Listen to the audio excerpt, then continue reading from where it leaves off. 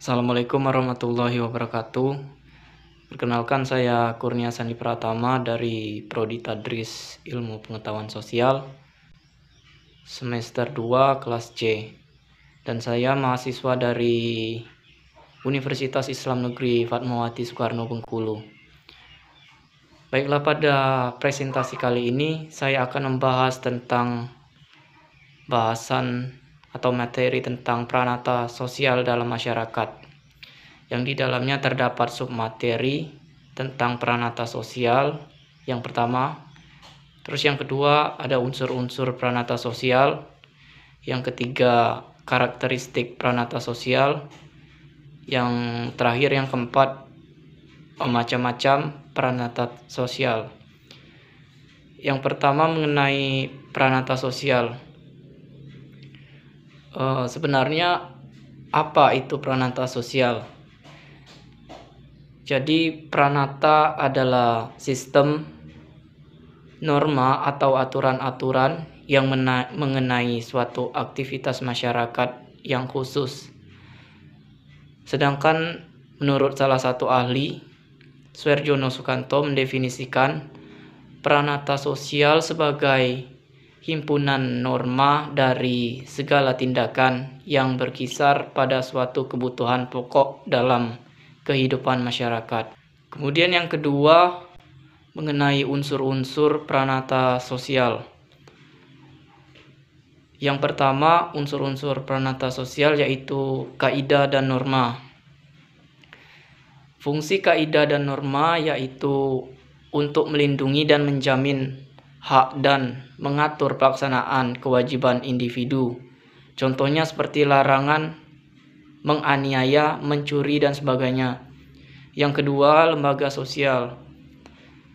Lembaga sosial dikenal sebagai lembaga yang mengatur rangkaian tata cara dan prosedur dalam melaksanakan hubungan antara menjalani kehidupan bermasyarakat dengan tujuan mendapatkan peraturan hidup. Contohnya adalah Puskesmas, Lembaga Bantuan Hukum, Komnas HAM, dan KPK. Yang ketiga dari unsur pranata sosial yaitu aparat penegak ketertiban masyarakat. Setelah pranata dan aturan yang sudah disebutkan tadi, maka perlu ada aparat penegak ketertiban yang mengatur, mengawasi, menegur, serta menghukum jika ada masyarakat yang melanggar aturan dari pranata tersebut. Selanjutnya mengenai karakteristik pranata sosial.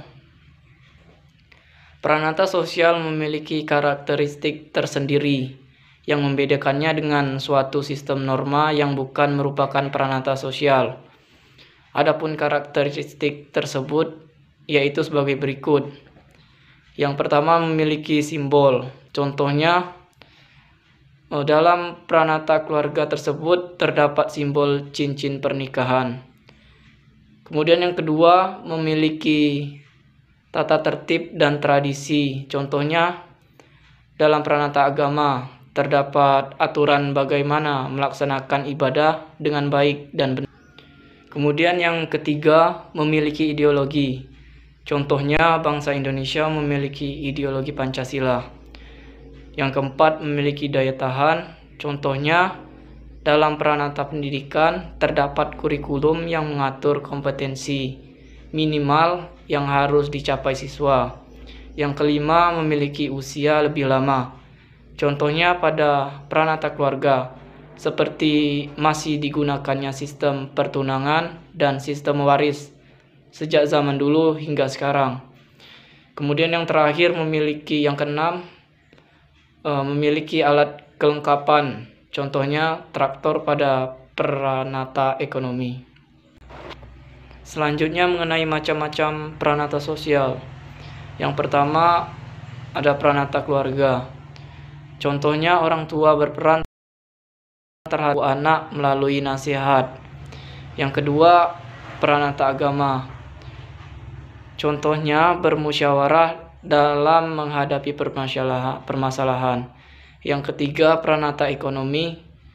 Contohnya dengan hadirnya wirausaha kreatif jadi tersedianya lapangan kerja menjadi terbuka lebar. Yang keempat, peranata politik. Contohnya, DPR melaksanakan pembentukan beberapa peraturan undang-undang. Yang kelima, peranata pendidikan. Contohnya, kurikulum diterapkan agar siswa dapat belajar sesuai dengan perkembangan zaman dan standar kompetensi yang berlaku. Demikian, terima kasih. Semoga bisa menambah hasanah keilmuan tentang ilmu antropologi. Dan mohon maaf jika ada kesalahan dalam penjelasan presentasi barusan. Saya akhiri. Wallahul muwaffiq ila aqwamit thoriq. Wassalamualaikum warahmatullahi wabarakatuh.